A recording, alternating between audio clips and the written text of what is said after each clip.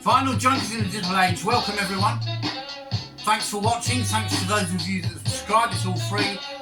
And we've got an interesting album for you today.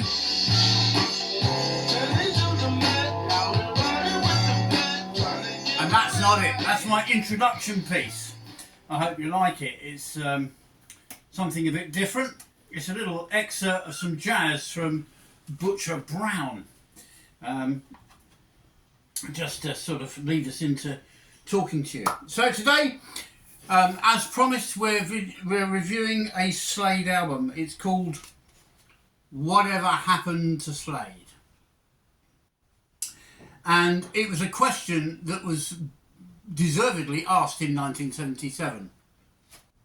So let's get a brief history of Slade to lead up to this, and then we'll tell you more about this. So, Slade became Slade instead of Ambrose Slade in 1970 and released their first proper album of all original self-penned material called Play It Loud, which became very good advice as Slade's career progressed. But it was not a hit album. It was not that commercial either. It was full of very cleverly written songs, some good R&B sort of stuff, and the whole album, if ever you bother to listen to it, has a latent heaviness to it. And on the front of the record, Slade were depicted as skinheads, exactly like this. The next few years saw them hitting the charts with every single album they released, from Slade Alive through Old New Borrowed and Blue, Slade, Slade Est, and the top 10 with, of course, Slade in Flame, the soundtrack to the film. And after the run of glam rock songs, most of which you've heard at some time or another, like Come On Feel the Noise, when We're All Crazy Now, the infamous Christmas record, of course, you will know that the Slade in Flame film then came out in 1975, 50 years ago, as it goes, showing a nitty-gritty side to the band. It wasn't a fun film full of colour and jumping about and laughing and giggling. This was a serious rock film, and it dismayed fans. Some fans got it, I did, and loved it, but most of them didn't. And it was typical of Slade. So their early album, Play It Loud, was not overtly commercial. It didn't have the clapping, bombastic sound of later hits. And then there was the film that was the underbelly of rock industry, music industry, showing how awful and nitty dirty it was and all the rest. This was Slade. Nobody's Fool's album in 1976 showed the start of a decline in Slade's popularity, particularly across Europe, Japan and Australia, where sales were, well, in the dumps, let's put it that way. They were still selling reasonably well in the UK right up till the Nobody's Fool's album. Now that album had a track on it called Do the Dirty, which was nothing like previous Slade, unless you'd listen to Play It Loud, of course.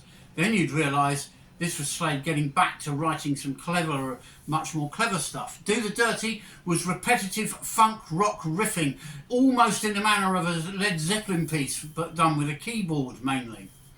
It was Slade being clever, and people didn't want Slade to be clever, unfortunately. They went to America, they tried to get big over there, and the Nobody's Fool's album was very much aimed at that. It was an American-influenced album. When they returned home with their tail between their legs in 1977, they brought with them this. Influenced and recorded in America, it was nothing like the Slade you expected. Called Whatever Happened to Slade, this was meant to be their return to form in the UK. The cover is fairly grungy, front and back. Notice there's no barcode, this is an original copy. And it came out on the Barn record label, which I shall show you, which was a record label that an optimistic Chas Chandler had just set up to sign up other bands, and Polydor, to distribute this label, said that he had to include Slade on it. There's the Barn record label for you. And the name Barn came from Chas Chandler's publishing company, Barn Publishing, which published all of Slade's material up until when Jim Lee created his own publishing company some years later. So I'm returning to the UK. It was back to basics. They were playing smaller venues, clubs, university gigs. They did do some small theatres like the Hammersmith Odeon and the Rainbow Theatre. So they were still a draw. They could still get people packed into the venues, providing they weren't too big, and they could literally blow the lid off any venue, and they could blow away any other band. But the hits weren't coming. Chas blamed their songwriting. They were concentrating too hard on trying to please the critics and not the fans. They were forever looking for a new identity after they found that their film hadn't done as well as they had hoped, and the Nobody's Fools album proved to be the last chart album for some considerable time. In fact, until 1980, when they played Slade played live at Reading, and we've reviewed that album on this channel. It's got thousands of views too. So this was the album they came home with, and it was nothing like what the fans expected. So let's kick off with something from it, just so we play something. So you've got an idea how shocking this album was to people who'd only really grown up with Come On Feel the Noise, Mum Are All Crazy Now, the Christmas song, that type of stuff.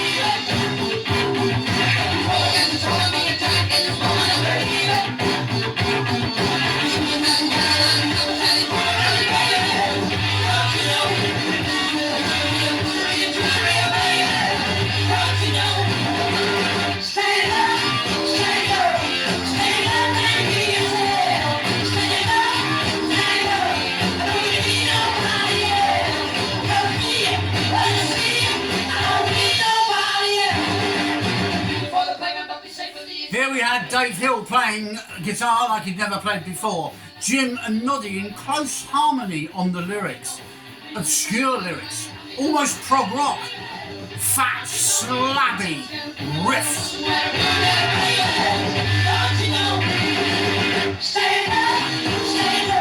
This was not Coming and Feeling the Noise. This was not Mama We're All Crazy Now. And it certainly wasn't Everyday or My Friend Stan. This was hard, heavy rock.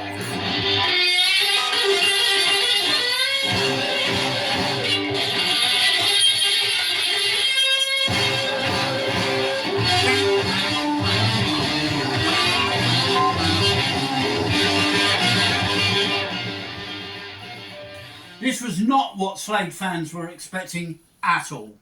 The playing was tighter, the playing was better, and if you saw them live playing some of these tracks, including that one, which is called B, you'd have been blown away. I was. I bought this album, I thrilled.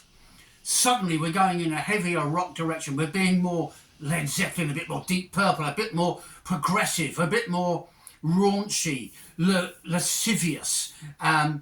This was funk, heavy metal rock, and I could not believe that my favourite group of all time, and they still are, were doing this kind of music.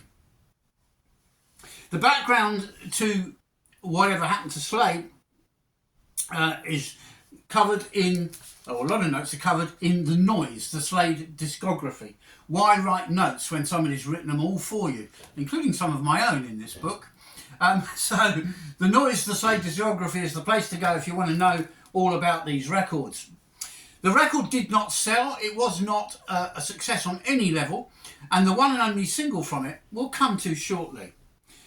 Never in the history of music has an album been so aptly titled, Whatever Happened to Slade? Don Powell said to Sheila Prophet, it was a tongue-in-cheek thing, he said. When we got back to England from the United States, that's what people kept saying. So we thought we'd use it as the title for the album. Jim Lee absolutely hated, he was the bass player, Don was the drummer. Jim Lee hated the title of the album. But the song you've just heard, B, Jim says this. B was the very, very fast vocally, but the backing was laid back by comparison. Noddy Holder, the lead singer, was okay doing this song live, but my brain pattern found it hard to grasp it and cope with it. It wanders all over the place most of the time, says Jim. But as a song, it was a startling and surprising start to the album. So who did what on this album? Well, here's who did what and why. Lyrically, it's Noddy Holder's album more than ever before. It shows living New York had made its mark on him. And it is heavily influenced by things in America, New York, city sleaze, city dirt and grime, life in the city of New York.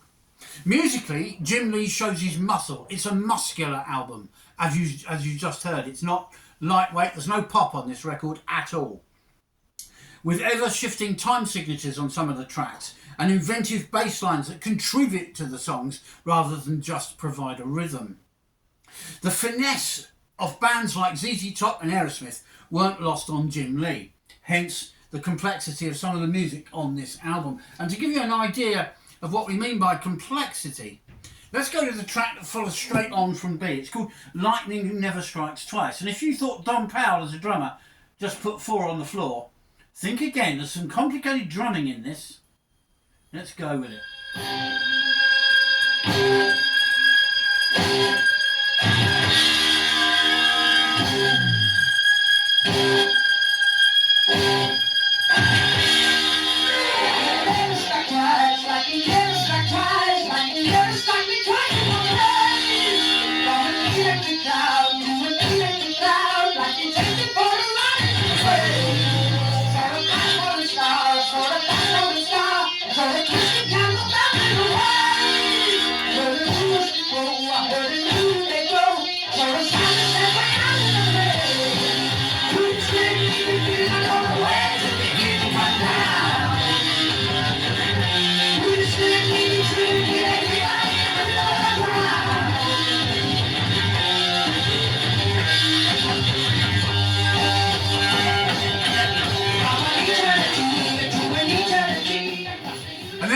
Noddy Holder singing like you've never heard him before, a subtlety to the vocals there. And Dave Hill's guitar, once again, astonishing.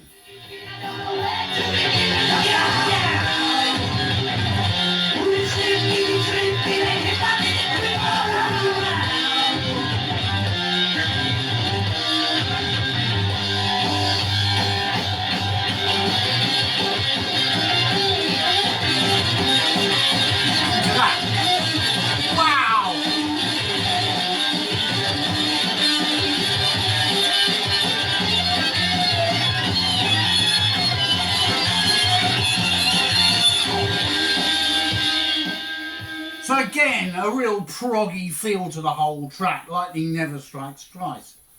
The lyrics are at a glance pretty nonsensical, but when you dig deeper into the lyric, it's actually Noddy Holder having observed the drug culture in New York, commenting on what he imagines a particularly bad or unwanted drug trip might be like. This is Slade, who did 'Cause I Love You? Wow. Anyway, Don Powell comes through on the record very strongly, as you heard on Lightning Never Strikes Twice, as not just a powerhouse skin hitter, you might say, who we already knew, of course, but he's a creative drummer and he's capable of breathtaking percussive skill, as we've just heard on that track. And it's really well exemplified on Lightning Never Strikes Twice. Next on the album comes a track that makes me laugh quite a lot, actually. It's called The Gypsy Roadhog, and it was the one and only single release from this record. Here we go.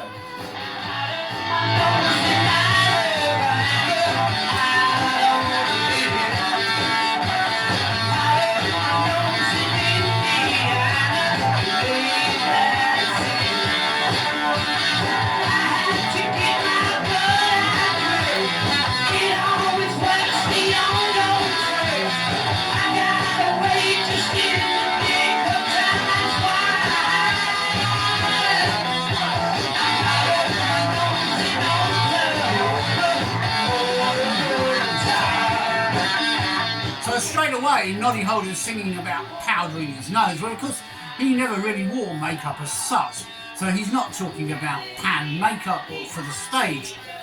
No, this is a song about a drug dealer on the run called the Gypsy Road Hog. And here's the chorus.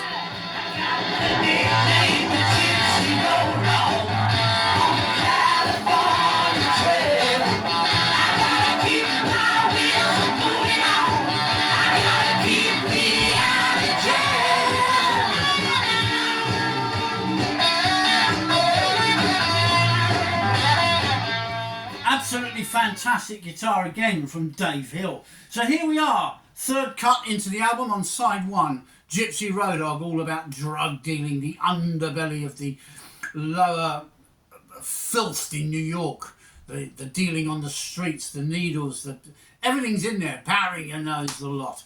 And it was, so they all say when they write these drug songs, meant to be an anti-drug song, I wonder. But here again, Dave Hill exemplifies himself with his guitar, with his flashy Bash Street Kid goofiness and his kind of cartoonish persona. He rarely gets commented on as an accomplished guitarist in his own right. If ever Dave's unique string vibrating weirdness could be justified, then it's here on this record alone. So we can see from these first three cuts, glam rock was gone and massive slabby riff-driven rock was now the order of the day. This was a Slade you've never heard before, and quite scary. The album continues, of course, after Gypsy Road Hog with Dogs of Vengeance, a masterful piece of deep riff rock. When Fantasy Calls comes in after that, a truly great backing track. The lyrics are mainly about sex in this case. And the standout thing for me on this track is Jim's bass lines and his work on the bass. Let's have a listen to that to close out side one of the record.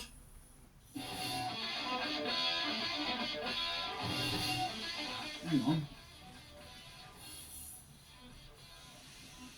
That's One-Eyed Jacks, isn't it? Yeah, we don't want One-Eyed Jacks, we want the one before it, sorry. We're closing out on When Fantasy Calls. One-Eyed Jacks, I will comment on in a moment. It's a fantastic boogie piece, actually. Here we go. When Fantasy Calls.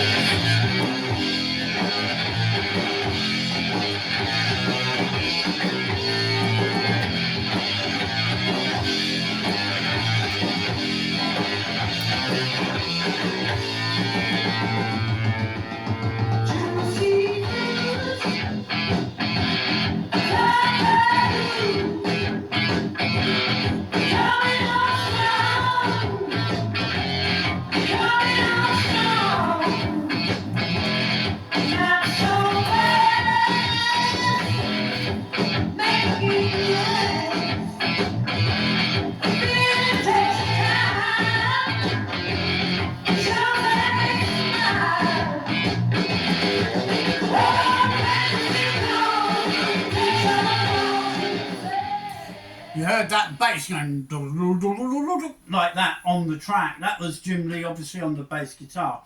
And as we said, that side of that record actually closes with the track One-Eyed Jacks with Moustaches. And that's a straightforward boogie kind of number, a bit like, you know, Goodbye to Jane, that kind of vibe, with a few different musical structures to it, probably influenced by their time spent playing with ZZ Top. We flip over to side two of the album. All the tracks are depicted on the back here, by the way. And the album does include a lyric sheet. So you do get all the lyrics. And they're well worth a read, let me tell you. So side two, we kick off with Big Apple Blues. And I think this exemplifies more than anything what I'm going to say about the album next. So Big Apple Blues, starting off side two of the Whatever Happened to Slade album.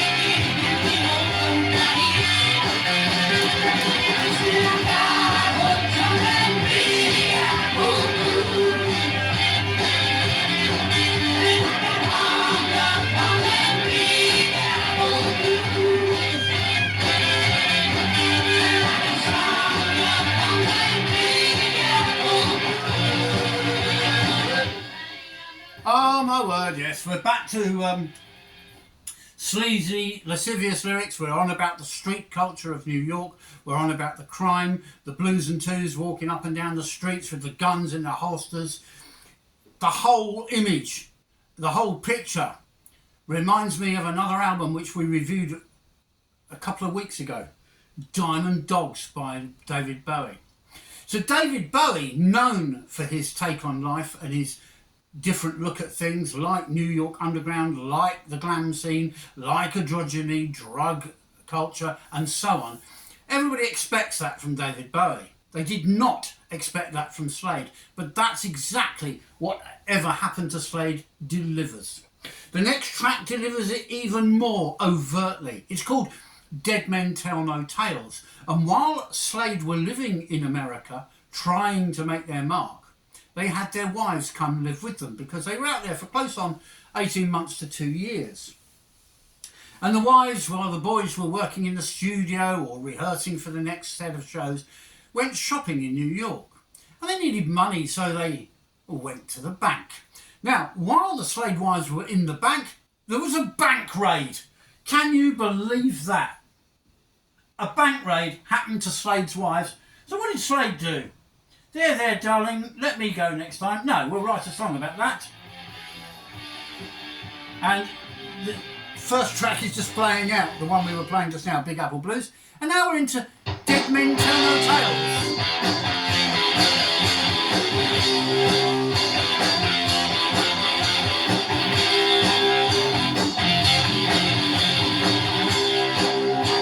Can you hear that bass rumbling in there? Foxy Baker stops on lead. He don't always back the hardware, but we sure did need some bread. Every beer or some corn is sleepy. All the boys were cool and calm. Just as smart as came the hero man. He sounded the alarm. Then it don't tell no tale.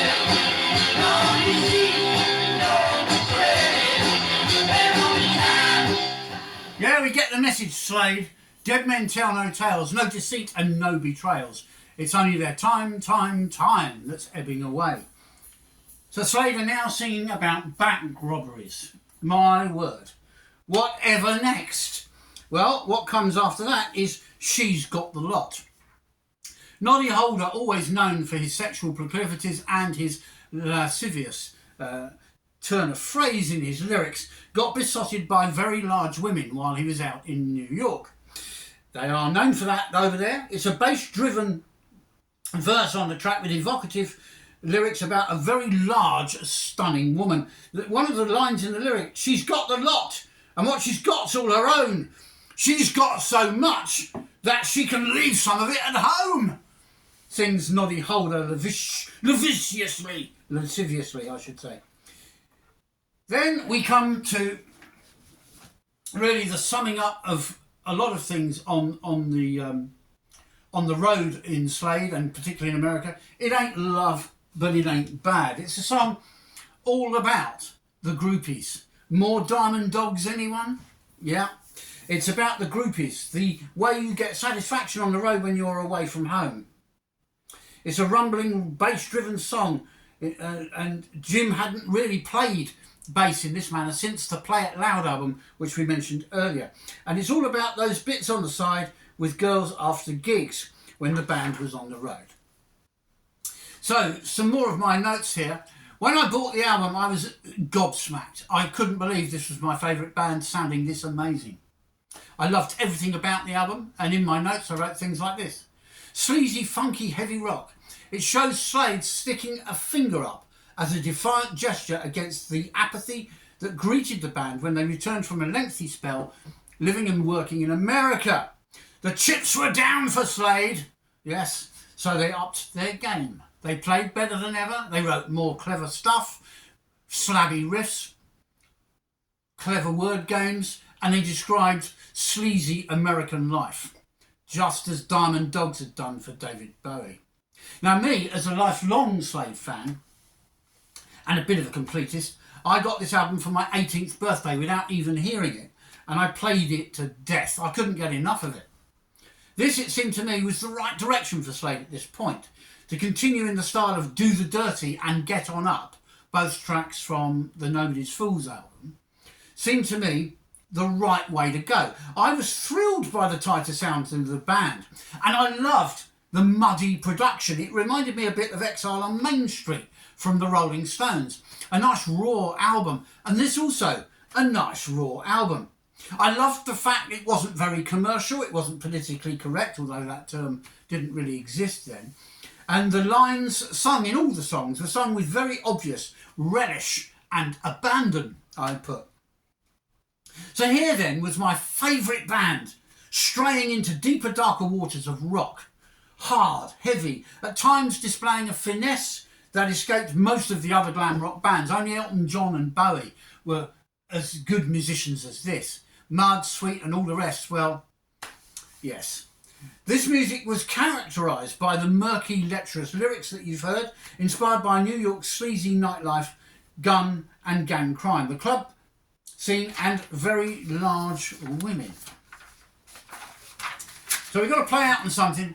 We're going to play out on something really incredible. Meanwhile, we'll read you a bit more from The Noise about this album.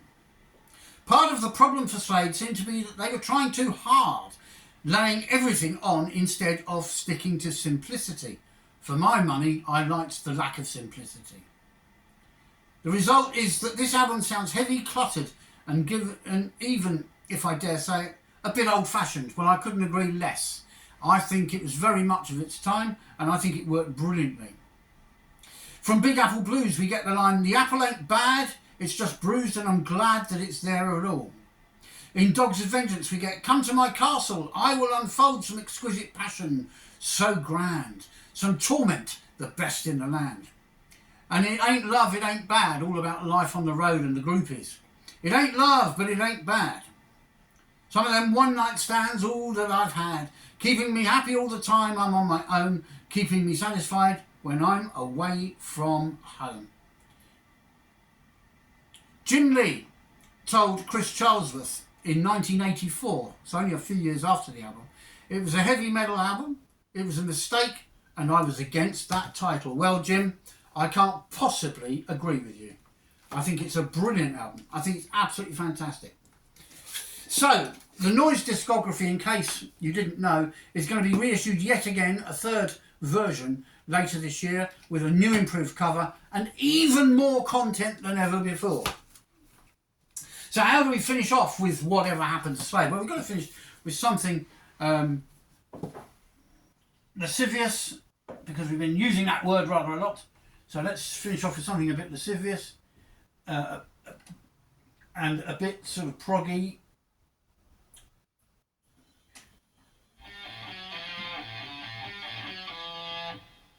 The soul, the roll, and the motion.